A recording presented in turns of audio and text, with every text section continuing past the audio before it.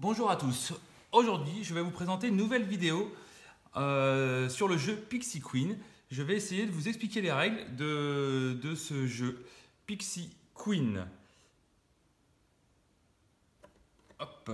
Alors, c'est un jeu de placement d'ouvriers, somme toute classique, avec une petite particularité quand même, c'est qu'on va pouvoir faire perdre des points de victoire à l'autre.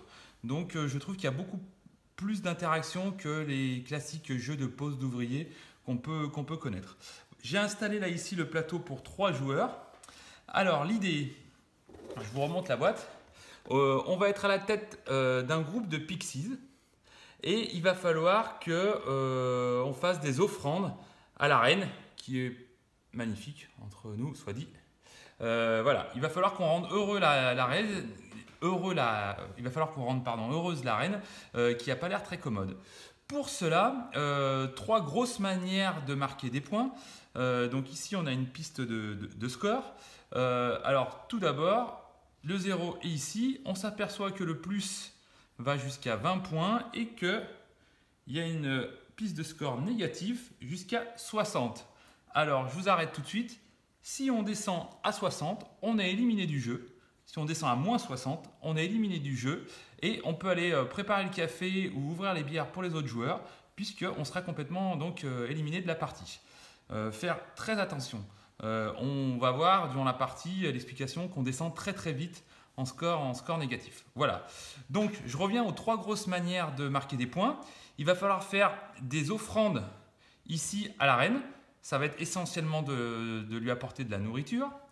Il va falloir ici qu'on rende fidèle un Pixies. Alors un Pixies, c'est quoi? C'est cette petite bestiole volante, ici. Donc ce Pixies va au fur et à mesure de la partie monter jusqu'à être l'élu de la reine. Et donc là, on pourra récupérer des points de victoire. Et la troisième manière, comme toute bonne reine, les reines adorent les bijoux et notamment les anneaux. Et il va falloir qu'on fasse aussi, qu'on forge des anneaux en or pour la reine. Voilà. Alors, comment ça va se passer? Il y a 4 phases bien particulières à ce jeu. La première phase, ça va être la phase de vol. Je vous l'expliquerai en dernier, puisque au début de la partie, il n'y aura pas de phase de vol, puisque ce sont les pixies ici. Les différents pixies qui seront installés sur le plateau, qui voleront le village des humains qui est au milieu. Donc je vous l'expliquerai en dernier quand je vous aurai montré comment vont avancer les pixies. Ensuite, il va y avoir la phase de placement des ouvriers. Donc ici, somme toute très classique. Chaque joueur va avoir 4 pions ouvriers, ici. Donc voilà. Et on va activer les lieux. Les différents lieux. Alors ça a l'air un petit peu barbare comme ça, mais l'iconographie est très bien foutue et c'est plutôt simple à comprendre. Il y a 2 différents moyens d'activer les lieux. Les cases doubles, comme ici, où on va être obligé de mettre nos 2 ouvriers d'un coup. Donc ça va nous coûter très cher puisqu'on n'en a que 4. Donc si je le fais 2 fois, j'aurai que 2 actions. Ou alors, il y a quelques emplacements où il y a des cases simples, ici, ici, ici et ici. Donc, à tour de rôle, en commençant par le premier joueur, le vert va activer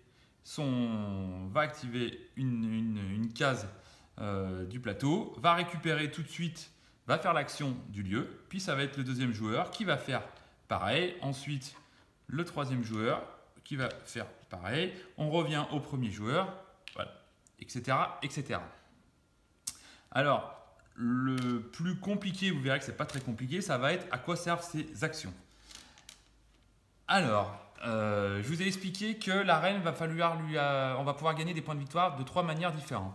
D'abord, les offrandes, il va falloir de la nourriture.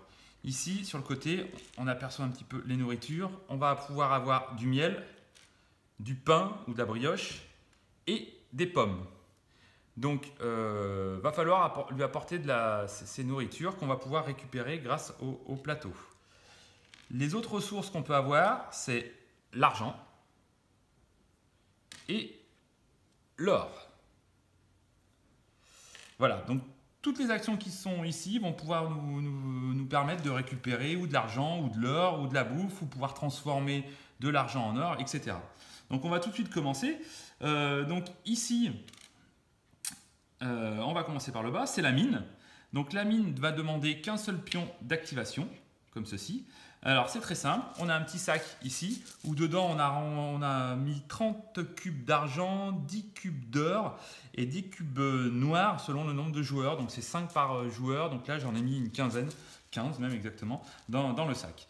On verra ce que c'est les cubes noirs un peu plus tard dans la partie, dans l'explication. Voilà, donc ici j'active, je compte le nombre de pixies que j'ai dans la mine. Ici j'en ai 5 et tout simplement je vais venir tirer 5 cubes, 1, 2, 3, 4, 5 dans le sac de la mine. Donc dans le sac, il n'y a que des cubes or, argent et noir. Les cubes argent, les cubes or, je les mets tout de suite derrière mon paravent qu'on trouve ici. Donc toutes les ressources sont mises cachées, donc personne ne va savoir exactement combien à l'autre joueur. Donc ici le gris, j'ai fait l'exemple avec le gris, donc on met les ressources grises derrière son paravent et le petit cube noir, on va le mettre sur les mines, sur les pixies qui sont à l'intérieur des mines adverses pour les empêcher de sortir. On les attache. Il va falloir payer au fur et à mesure de la partie du pain pour libérer ces cubes noirs. On verra un petit peu plus tard. Voilà, voici donc l'action de la mine. Donc à 5 joueurs, il y a 5 mines. Je rappelle, le nombre de pixies qu'il y a dans la mine, c'est le nombre de cubes qu'on prend. Donc bien évidemment, si des pixies sont déjà sortis se balader ou voler le village, ici on n'aurait que 3, on ne prendrait que 3 éléments dans la mine. Donc c'est une action forte au début puisqu'il y a beaucoup de pixies dans la mine et il y a beaucoup de cubes dans le sac. Et au fur et à mesure de l'avancement de la partie, ça diminue et ici et ici. Donc on va tendance à avoir beaucoup y aller au début et puis au fur et à mesure de la partie, on va moins y aller. Voilà. Donc ici, la mine qu'on retrouve tout le long ici. On ne doit peut-être pas voir la mine verte ici. On voit juste sa tête ici. Donc la mine du joueur vert. Ensuite, on va prendre dans l'ordre. Ici, pour 2 cubes, enfin pour 2 activations, tout simplement, on va pouvoir prendre 2 pommes ou 2 miel ou 2 brioches. Donc là, j'ai mis mes 2 gris. On va dire que je récupère 2 pommes. Pareil, on met ça derrière le paravent. On passe à celle d'à côté. C'est tout simple. Il y a 2 lingots d'argent. Je prends 2 lingots d'argent que je mets derrière mon paravent. Ici, ça va être justement pour faire avancer nos pixies. Alors avancer nos pixies, c'est quoi? On va considérer qu'il y a plusieurs niveaux dans le village. Le niveau 1, le niveau 2, le niveau 3 et le niveau 4. Avec le dernier niveau où il n'y a qu'une seule place, ça va être pour devenir fidèle de la reine. Et c'est comme ça qu'on va avancer. Donc si un joueur vient ici, il a le droit d'avancer son pixies d'un seul niveau. Donc il va pouvoir se mettre là où il n'y a pas de cube. Pour l'exemple, on va dire qu'il a activé ici, le pixies gris va arriver. Voilà, donc ça c'est l'action pour faire avancer les pixies. Alors justement, s'il y a un pixies qui s'est installé ici, eh ben cette action elle coûte moins cher. Mais elle ne coûte pas moins cher que pour le joueur gris, dans ces cas-là, elle va coûter moins cher pour tous les joueurs. C'est-à-dire que voilà, le joueur gris a fait ça, a avancé son pixies ici, c'est au tour du joueur vert.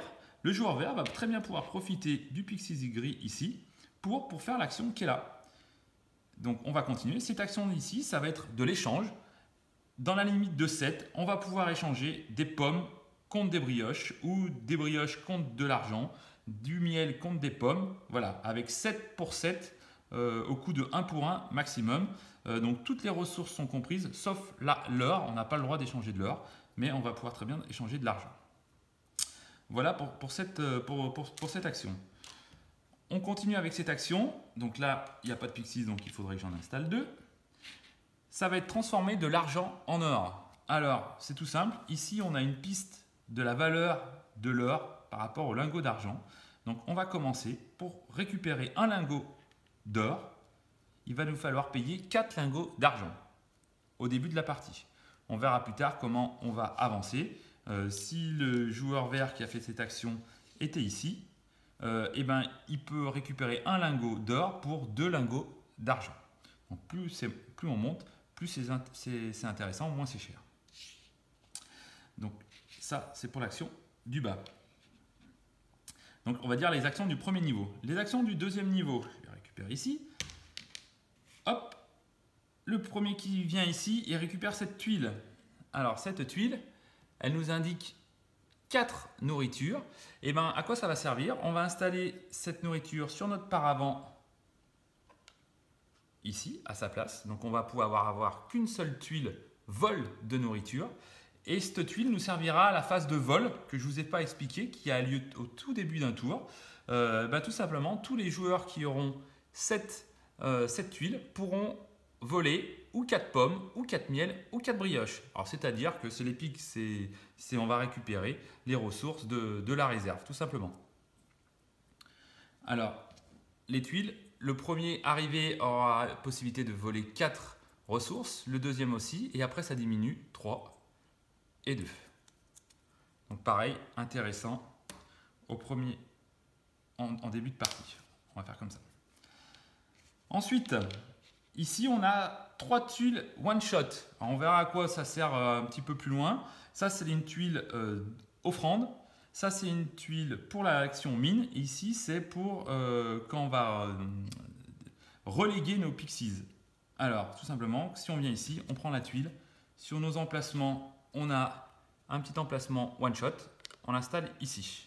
Donc voilà, on verra à quoi se sert cette tuile un tout petit peu plus tard. Cette tuile là, donc chaque joueur ne peut recevoir qu'une seule tuile one shot. Cette tuile là va nous permettre, lorsqu'on fera le joueur qui l'a, lorsque le joueur fera l'action de la mine, c'est-à-dire de piocher des cubes d'argent ou d'or dans le sac, il pourra choisir les 2 premiers cubes qu'il va prendre. Donc s'il doit en choisir 5, les 2 premiers, il va les choisir et il tirera au hasard les 3 d'après. Et celle-ci, à un moment donné, je vous expliquais, si la reine n'est pas contente ou si on a perdu beaucoup de points de victoire, par exemple à chaque fois qu'on va tomber sur ces symboles-là, on va devoir rétrograder un pixie. C'est-à-dire que si je n'ai pas été bon avec la reine, je vais être obligé de reculer un pixie, de le renvoyer dans la mine. Donc normalement, je devrais renvoyer le pixie dans la mine. Si j'ai cette tuile, je la claque, je la repose sur le plateau et mon pixie ne bouge pas. Voilà pour le deuxième niveau. Ici, donc, que des valeurs qui coûtent une double activation. Alors tout simplement, ici, il y a un dé. Alors à quoi se sert ce dé? Il y a des coups de fouet sur ce dé. On va lancer le dé. Et c'est le nombre de coups de fouet qu'on va donner aux autres joueurs. En début de vidéo, je vous expliquais que c'est un petit peu un jeu méchant. On va pouvoir faire perdre des points de victoire. Et ben, dans cet exemple-là, j'ai 2 coups de fouet à répartir entre les autres joueurs. Je n'ai pas le droit de mettre les 2 coups de fouet sur le même joueur. Donc là, c'est le joueur bleu qui a choisi de mettre 2 coups de fouet. Il va rétrograder d'un point de victoire le joueur vert et d'un point de victoire le joueur gris. Donc voilà, là on commence déjà à perdre des points de victoire avec ce dé-là. Ici, ça va être pour augmenter nos valeurs d'or et d'argent qu'on a vu tout à l'heure. Donc on a vu à quoi servait l'échelle d'argent, ça va être pour transformer notre argent en or. Tout simple, c'est bien marqué aussi sur l'icône. On a le droit de défausser une argent ou une or, pas plus, pas les deux, une argent ou une or, pour augmenter, si on dépense une argent, on augmente notre piste sur la valeur d'argent ici. Si on dépense une or, donc un lingot d'or comme ceci, on va augmenter la valeur ici de l'or. On verra juste après à quoi ça va servir l'or. Donc voilà pour cette action. La deuxième action qui va faire fonctionner un dé, c'est un dé ressources. Donc là, un petit peu d'aléatoire. On va récupérer les ressources tout simplement qui vont être sur la face du dé. Donc il n'y a pas de face où il n'y a rien. On est obligé d'avoir quelque chose. Voilà ici pour cette action. Donc c'était l'avant-dernier étage. Et le dernier étage ici, on a le petit symbole anneau avec le lingot d'or. Et bien comme tout à l'heure, on va regarder la piste cette fois de l'or par rapport au lingot. Le joueur bleu va activer la fonderie et il va donc fondre un anneau. Combien coûte un anneau? Tout simplement, selon où il est monté ici sur l'échelle, ça va lui coûter plus ou moins d'heures. Donc dans l'exemple ici, le joueur bleu est au niveau numéro 2. Il y a 1, 2, 3. Il va falloir qu'il défausse 3 heures pour forger un anneau. S'il avait été ici, on voit, il aurait dû défausser 1 heure pour un anneau. Dès qu'on forge un anneau, ici, on va récupérer le premier pion disponible. Si on est le premier à forger un anneau, on aura 10 points de victoire à la fin de la partie. Ces points de victoire, on ne les marque pas tout de suite. On les met face cachée derrière notre paravent et on les rajoutera à notre score qui sera forcément négatif, vous allez voir, à la fin de la partie. Voilà. Donc ici, pour construire l'anneau qui est un des 3 systèmes pour marquer des points de victoire. Et la dernière action ici double, on va activer un Pixies. Alors, si le joueur bleu ici, il joue, il va dire le Pixies gris. Ici, il y a un petit symbole d'une pomme. Et le joueur gris, le joueur qui possède ce Pixies gris, il va devoir lui donner une pomme au joueur bleu. S'il avait été sur cette tuile ici, il va dire toi, joueur gris, tu vas me donner un miel. Plus on monte en niveau, plus c'est intéressant. S'il avait été ici, le joueur gris aurait dû lui donner une pomme, un miel et une brioche. Donc on va pouvoir piquer des ressources aux autres joueurs. Par contre, attention, si le joueur n'a pas ces ressources, alors bien évidemment on ne va pas les vérifier, on ne triche pas quand on joue. Le joueur, s'il n'a pas de brioche parce qu'il l'a dépensé, il lui donnera ce qu'il peut, donc ou la pomme et le miel, tant pis pour la brioche. Voilà, donc une deuxième tuile un petit peu méchante, comme les coups de fouet avec le dé. Là voilà, on a fait le tour des actions doubles. Alors les actions simples, à quoi elles servent? Ici, donc il y a 3 emplacements, on peut très bien y aller plusieurs fois nous-mêmes. C'est soit on va récupérer une pomme ou un miel ou une brioche, donc là c'est pas très intéressant, ou on va défausser 3 ressources qui sont derrière notre paravent. On verra pourquoi à un moment donné il va falloir se défausser des ressources. Je peux vous l'expliquer maintenant en fait. À la fin de la partie, on va lever les paravents. Tous ceux qui se seront gavés en ressources, à qui il va rester plein de ressources, la reine elle ne va pas être contente, elle n'est pas contente, elle n'est pas pour le gaspillage. Et on va regarder, celui qui a le plus de pommes, il perdra des points de victoire. Celui qui aura le plus de miel, il perdra des points de victoire, etc. Pour la brioche, l'argent et l'or. Donc non seulement pendant la partie on va avoir besoin de toutes ces ressources, mais arrivé à la fin de la partie, il va falloir arriver à tout se débarrasser pour ne pas descendre en plus sur la piste de score. Donc voilà, à la fin de la partie, celle-ci est très utile pour se défausser des ressources supplémentaires, enfin en trop qu'on va avoir. Voilà pour cette action. Ensuite, ici, une place pour chaque joueur. Donc là, il n'y a pas une véritable course pour venir ici. Un petit peu quand même. Si le joueur vert ici, d'abord, le premier joueur qui vient ici, il prend un coup de fouet. Un coup de fouet, c'est quoi? Il perd un point de victoire. Attention, s'il y a un deuxième joueur qui vient après, il prendra 2 coups de fouet, donc il perdra 2 points de victoire, etc. Pour le 4e, 5e joueur. Si le joueur vert vient ici, il a le droit de réactiver une action double, et uniquement une action double, pas les actions simples, uniquement les actions doubles qui ont été jouées par lui-même ou par un autre joueur, peu importe. Donc là, dans ce cas-là, il va dire j'actionne cette action double et je vais refaire monter mon Pixies. Donc c'est un joueur vert, il n'en avait pas encore monté, donc il va pouvoir faire monter le Pixies ici. Voilà à quoi ça sert cette ligne ici. Ensuite, on continue à monter. Alors, les gros cubes et les petits cubes, je ne vous ai pas expliqué ce que c'est. Les gros cubes, c'est l'ordre du tour en cours. C'est important pour la phase après. L'ordre du tour en cours. Les petits cubes, c'est l'ordre du tour pour le tour suivant. Donc, à chaque début de tour, on se cale pour que les gros cubes soient en face du petit cube.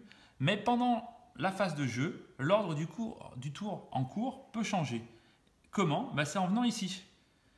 Alors pour venir ici, on pose tous les cubes, alors c'est pas des cubes, c'est des cylindres, tous nos ouvriers d'un coup.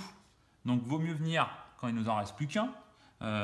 C'est idiot de venir alors qu'il nous reste les 4 ouvriers puisqu'on est obligé de tous les poser. Et quand on active ici, on passe premier joueur uniquement pour le tour en cours. J'insiste, c'est très important. Si à la fin du tour on est comme ça, pour le tour d'après ça sera le joueur vert qui sera premier joueur, le joueur gris repassera en dernier. Mais vous verrez qu'il y a une très grosse importance d'être le premier joueur pendant le tour en cours, ce qu'on va appeler le chouchou de l'arène. Et oui, il y aura un chouchou de l'arène. Voilà donc à quoi sert cette action. On est obligé de mettre tous les ouvriers qui nous restent. Action ici. On paye autant de miel, donc on a le symbole ici, qu'on veut remonter sur la piste de score. Donc dans ces cas-là, dans la piste de score, je dis n'importe quoi, dans la piste du premier joueur, si le gris veut être deuxième joueur au tour d'après, il va payer un miel et il pourra passer deuxième joueur. S'il en avait payé 2, il serait passé premier joueur pour le tour d'après. Donc je rappelle, les petits cubes, c'est pour l'ordre du tour pour le tour d'après. Les gros cubes, c'est pour l'ordre du tour en cours. Voilà ici, donc on a fait toute cette phase ici. Il nous en reste plus que 2. Ici. Alors, on a vu qu'on allait pouvoir avoir des tuiles sur nos paravents, des tuiles one-shot, des tuiles vol. Et en début de partie, on va choisir un petit pouvoir infini qui va influencer un petit peu nos choix durant la partie. Le joueur qui vient ici, il a le droit d'échanger sa tuile. Par exemple, si la tuile permanent qui lui donnait un pouvoir particulier, donc dans ces cas-là, c'était à chaque fois qu'il forgeait un anneau, il gagnait 2 points de victoire en plus que ce que lui indiquait la carte. Il a le droit d'échanger. Alors il a le droit d'échanger contre quoi? Contre une des tuiles qui est ici, parce qu'à ce moment de la partie, c'est plus intéressant d'avoir de l'argent. Mais il peut très bien aussi échanger avec un autre joueur. Il dit, moi celle-ci elle ne m'intéresse plus, par contre la tienne m'intéresse. Le joueur vert dans ce cas-là n'a pas son mot à dire. Il lui donne ses tuiles et le joueur qui a fait l'échange récupère la tuile. Alors on ne peut faire cette action que si on a une tuile à échanger. Si on n'a rien à échanger, on ne peut pas échanger. Donc voilà, donc soit on échange une tuile rouge contre une autre tuile rouge, soit une tuile one-shot gris-bleu contre une tuile gris-bleu, soit une tuile verte, parce que ça marche avec toutes les tuiles ici. Donc c'est un échange contre le plateau ou avec les autres joueurs. Et la dernière action ici qu'on peut faire, c'est l'offrande. Pour gagner ici les points de victoire, ça va être le coût de l'offrande, tout simplement. Pour venir ici, il faut que je paye une pomme, un miel, une brioche, un argent que je prends de derrière mon paravent, bien évidemment, pas dans la réserve. Donc si je peux payer le coût qui est demandé ici, je prends la première tuile qui vient. Et une fois que j'ai pris la première tuile, je rajoute de derrière mon paravent une ressource ici. C'est-à-dire qu'au tour d'après, le joueur qui va venir ici, il va devoir repayer une pomme, un miel, une brioche, un argent, plus la ressource de mon choix que le joueur précédemment a posé. Donc là, j'ai mis une pomme, mais ça pourrait très bien être une or. Donc de plus en plus, les offrandes vont être compliquées, enfin, de plus en plus chères en fait, à payer. Par contre, c'est la tuile où vaut mieux faire la dernière en offrande parce qu'on aura 10 points de victoire, alors que le premier qui fait l'offrande aura 4 points de victoire. Mais c'est plus facile de le faire au départ. Donc ça va être un choix à faire. Est-ce que je rush sur des petits points de victoire faciles parce qu'il y a moins de ressources, ou si j'attends pour choper les plus grosses tuiles avec les plus gros points de victoire, mais ça va me coûter de plus en plus cher. Ça, c'est une stratégie un petit peu qu'on va mettre en place au fur et à mesure de nos actions. Voilà, un petit peu pour la pose de ces éléments. Donc c'est le cœur du jeu, hein. C'est ici. Alors ça se remplit vite, hein, parce qu'à 3 joueurs, voilà, on peut très bien faire comme ça, Lui, il est venu ici. Là, voilà, j'ai posé tous les pions. Donc, ça va relativement vite. On n'a que 4 ouvriers. Et en plus, si on utilise des actions doubles, on va avoir que 2 actions. Donc, ça va très, très, très vite. Faut pas avoir peur un petit peu de la lourdeur du plateau comme ça. Ça va très vite et c'est très simple. Voilà un petit peu pour la phase de ressources, de récupération des ressources. Troisième phase, je rappelle, il y a une phase de vol qu'on n'a pas vue, une phase de pose d'ouvrier. Troisième phase, la phase d'offrande. Alors, qu'est-ce que c'est que cette phase d'offrande? On va retourner ici le petit jeton qui est ici. Donc là, dans cet exemple-là, c'est une pomme. C'est ce que veut la reine. Elle veut absolument des pommes. Alors, comment on va faire? Chaque joueur, secrètement, il va récupérer des ressources de derrière son paravent. Le joueur a 2 possibilités. Soit il met des pommes, soit il met de l'argent, soit il met de l'or. Il n'y aurait aucun intérêt de mettre dans ce cas-là des brioches ou du miel, puisque si on fait ça, on va perdre des points de victoire. Donc, vaut mieux, voilà, c'est soit des pommes, soit de l'argent, soit de l'or. Donc les 3 joueurs vont, alors là je vais simuler comme si, voilà, donc ce que j'ai mis dans mon doigt ici c'est un joueur, dans ma main c'est un deuxième joueur et ici c'est un 3 joueurs. Chacun va choisir qu'une seule ressource, c'est important, on n'a pas le droit de mélanger pomme, argent, argent, or, or, pomme. C'est soit la ressource qui a été demandée, soit de l'argent, soit de l'or. Une fois que tout le monde est prêt, tout le monde ouvre ce qu'il a mis. Donc, hop, je vais le poser ici pour voir. Alors, il y a 2 cas de figure. Le premier cas de figure, au moins un des joueurs a mis la nourriture. Dans ce cas-là, la reine est contente. Qu'est-ce qui se passe quand la reine est contente? Et c'est là qu'intervient ici l'ordre du tour en cours. Dans l'ordre du tour en cours, donc ici ça sera le gris, on va dire que c'est le gris qui a posé le gris, le vert qui a posé l'or et le bleu qui a posé les pommes. Dans l'ordre du tour en cours, on va avoir une phase de récompense. Donc ici le joueur gris qui a mis de l'argent va augmenter, quel que soit le nombre de cubes qu'il a mis, parce qu'il aurait pu très bien en mettre 3, il va augmenter sur sa phase d'argent. C'est un autre moyen ici d'augmenter. Donc sur l'échelle argent, il va augmenter, on a dit que c'était le gris. Il va augmenter de 1. Le joueur qui aura mis le plus de gris, donc dans ces cas-là c'est toujours le même, il augmente de 1 en plus. Si ça avait été comme ça, le joueur vert aurait augmenté de 1, mais c'était le joueur gris qui en avait mis le plus, donc il aurait augmenté aussi de 1. Donc là, il y a une petite majorité. Tous ceux qui ont mis des cubes argent vont augmenter de 1. Celui qui en a mis le plus va gagner un cran supplémentaire. On va faire exactement pareil pour l'or. Donc l'or ici, je rappelle, hein, l'or va nous servir pour forger les anneaux. Donc ça, c'était le premier joueur. Le deuxième joueur. Le troisième joueur, lui, il a mis des pommes. Alors, ça tombe bien, il voulait des pommes. Il a mis 2 pommes. Qu'est-ce qu'il peut faire ici le joueur bleu, puisqu'il a mis des pommes? Il va pouvoir monter ses pixies. C'est à ce moment-là aussi, en plus de cette action-là, pour pouvoir monter les pixies. Alors, le joueur bleu, il va pouvoir en monter soit 2 de 1, donc il va pouvoir faire comme ça, soit une de 2. Si c'est libre, 1, 2. Donc, premier niveau, deuxième niveau, troisième niveau, quatrième niveau. Donc, c'est une façon de monter ses pixies, la phase de récompense. Si au début de la phase, il avait été dans cette situation, pour 2 pommes, pour la première pomme, il va pouvoir augmenter celui-ci de 1. Et celui-ci, c'est la seule manière de devenir fidèle à la reine. Il va pouvoir monter le pixies dans cette case pour devenir fidèle. Et c'est là qu'intervient l'ordre du tour en cours. C'est que s'il y avait eu comme ça, j'ai dit n'importe quoi, comme ça, avec le gris, je dis le gris, je mets le vert, comme ça, et que le gris, au lieu de d'avoir mis des cubes, il avait mis lui aussi une pomme, l'ordre du tour en cours, c'est le gris. Donc c'est le gris qui serait monté d'abord, et il n'y a pas de place, ça c'est interdit. Donc le joueur bleu qui aura mis 2 pommes, il aurait été obligé de monter 2 autres pixies ici, mais il n'aurait pas pu être venir et devenir fidèle à la reine. Voilà, donc c'est là que intervient l'ordre du tour en cours. C'est très important ici pour augmenter.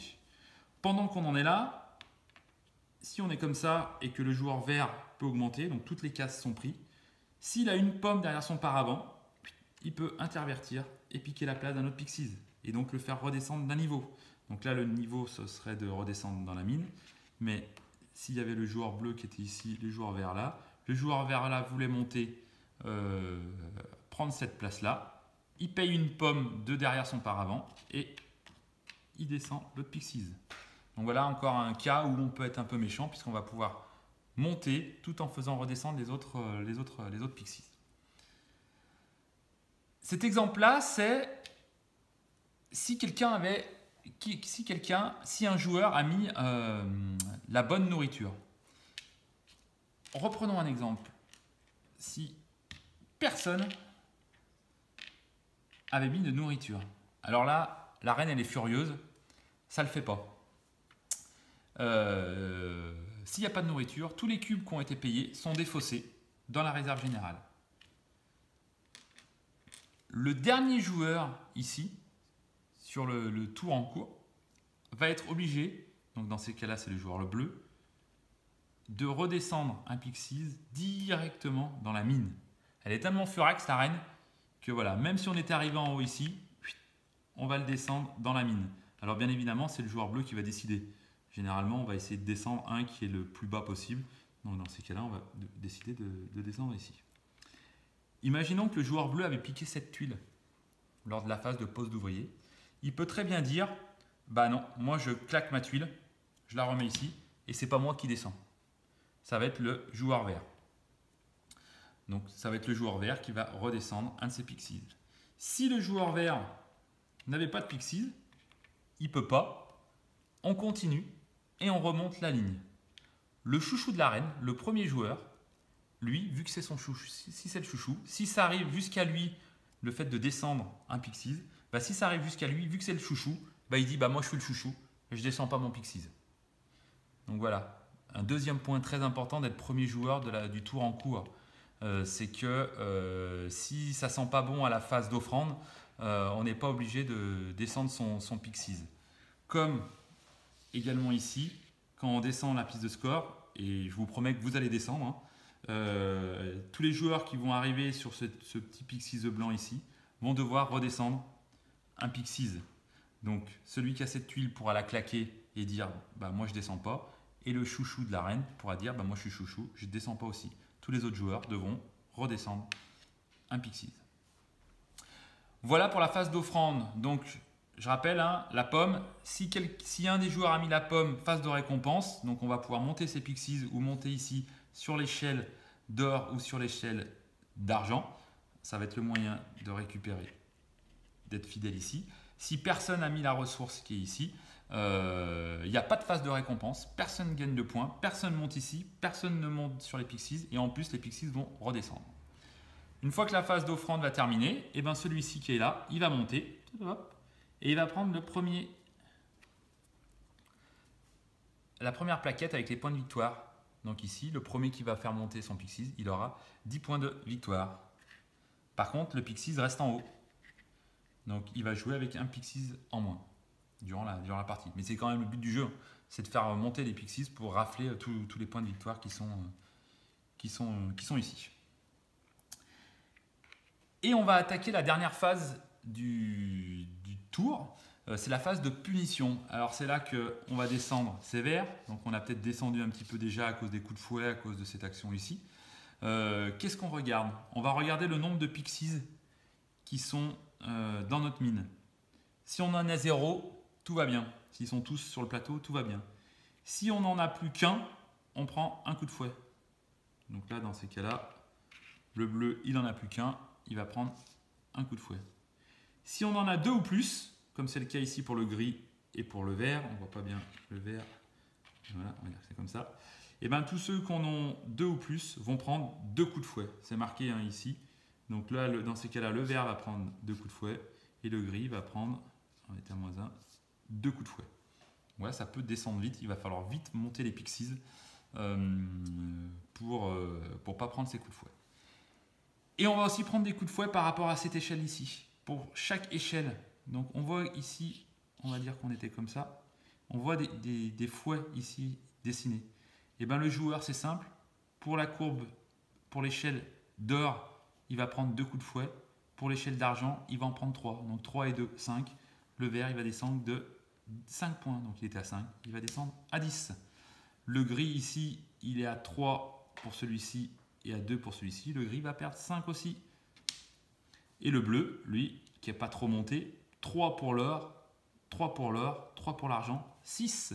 Il va prendre 6 coups de fouet. Donc vous voyez, au premier tour, vu qu'on n'a pas arrivé à beaucoup monter, on en prend des coups de fouet et on descend. Et je rappelle que plus on descend, plus les pixies vont descendre quand on passe ces petites icônes ici. Et je rappelle que durant la partie, si quelqu'un descend à moins 60 points, il est éliminé de la partie. On descend très très vite. Hein. Moi, j'ai fait 2 parties. On débutait. À la fin de la partie, on était entre moins 40 et moins 45 points.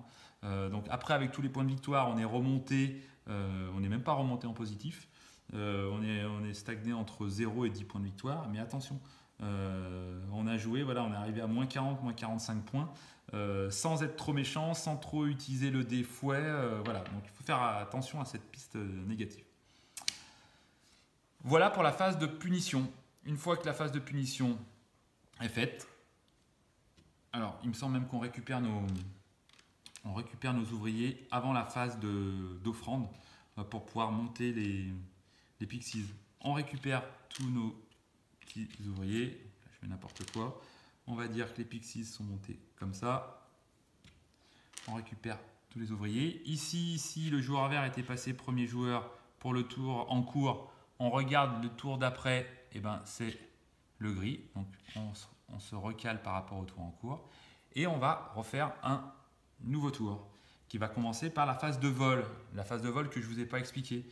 Et ben maintenant je vais pouvoir vous l'expliquer puisque les pixies sont installés dans le village. Et ben tout simplement, au-dessus de chaque icône main qui représente l'icône de vol ici, il y a de la nourriture. Et ben ce pixie là, il va voler, récupérer une pomme, un miel et 2 brioches. Pour ce pixie là, le joueur bleu il a monté beaucoup ses pixies. Ici il récupère en plus un miel, une brioche. Ici une pomme, un miel. Et ici un miel. Donc voilà la phase de vol. Il va gagner tout ça. Plus en plus, le joueur bleu, il avait cette tuile qu'il avait récupérée au tour précédemment. Il a le droit de prendre 4 nourritures identiques. Donc là, il va se dire, bah, je vais prendre 4 pommes. Donc voilà, pour le joueur bleu, il va récupérer tout ça qu'il va mettre derrière son paravent. Tous les joueurs qui ont des pixies installés, on va faire ça ensemble. Donc là, on peut faire ensemble. Tout le monde va pouvoir prendre ses ressources. Voilà ce que c'est la phase de vol. Et ensuite, nouvelle phase d'activation d'ouvriers. Et là, avec les pixies, vont nous faciliter. On va avoir plus d'actions puisque je rappelle que les pixies facilitent la pose d'ouvriers. Ici, j'ai besoin de plus qu'un ouvrier pour faire cette action, etc. Nouvelle phase d'offrande, nouvelle phase de punition. Voilà. Alors, la partie s'arrête quand? On n'en a pas parlé. Alors, je ne sais pas si vous voyez bien ici. Sur chaque ligne, il y a les points de victoire qui sont dorés et les points de victoire qui sont argent. Il y a 2 manières de mettre terme à la fin de la partie.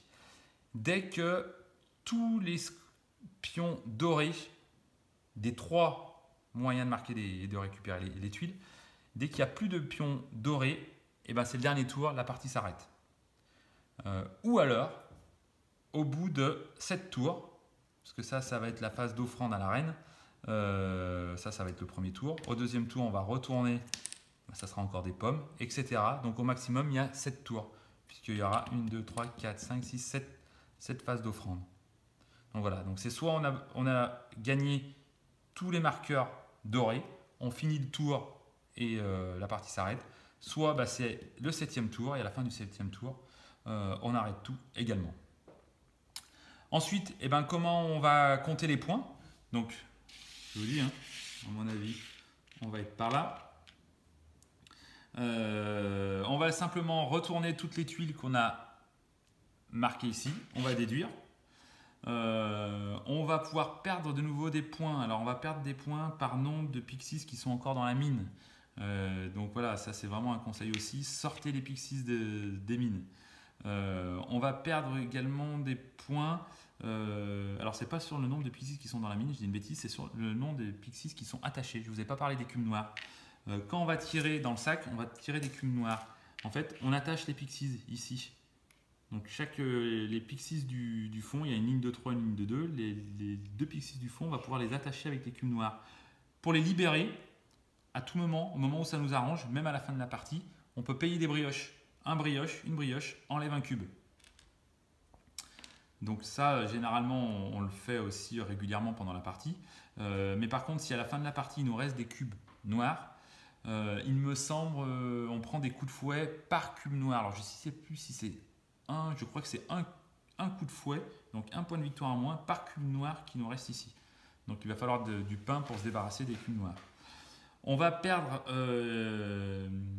également des points avec les ressources qui nous restent derrière les paravents, puisqu'on va soulever nos paravents.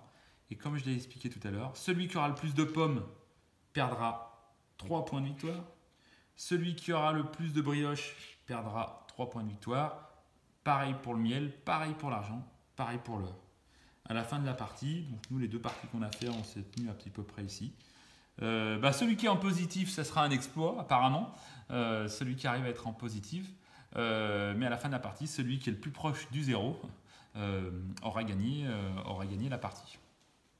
Voilà un petit peu pour les explications de Pixie Queen. Alors j'espère que j'ai été simple. Je ne vous ai pas expliqué les pouvoirs des tuiles rouges. Il y en a plusieurs. Il y a plusieurs tuiles ici rouges. On va essayer de faire un début de partie. Je vous les expliquerai à ce moment-là.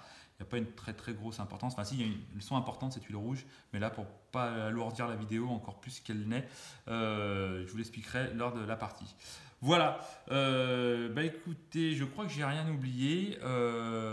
J'espère que cette vidéo vous aura servi un petit peu pour dégrossir les règles. Et ce que je vous propose, c'est de se retrouver dans une vidéo future pour un début de partie à 3 joueurs. On va essayer de faire 2 ou 3 tours pour voir un petit peu que ça fonctionne. Voilà, donc c'était les explications de Pixie Queen, un jeu de pose d'ouvrier vraiment très sympa et qui peut être très méchant. Voilà. À plus tard pour une prochaine vidéo. Merci.